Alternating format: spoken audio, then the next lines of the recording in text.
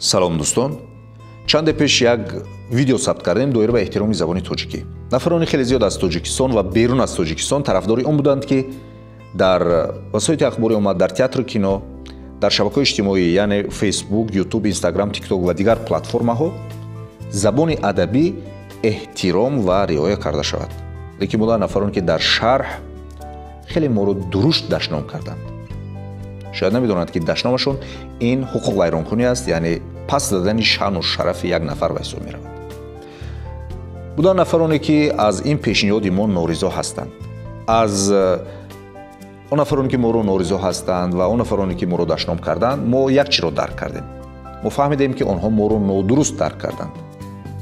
яъне шумо метавонед ки дар хонатон, дар ҷойи зистатон, мактаб ва дигар ҷойҳои ҷамъиятӣ бо лаҳҷаи худ суҳбат кардан гиред ва зиёд будани лаҳҷа ин аз бой будани забони ин ё он миллат гувоҳӣ медиҳад. лекин вақте ки шумо барнома таҳия мекунед, видео сабт менамоед ва онро ба таври оммавӣ дар шабакаҳои иҷтимоӣ паҳн мекунед, бояд забони адабӣ риоя карда шавад. яъне ин талаботи қонун аст.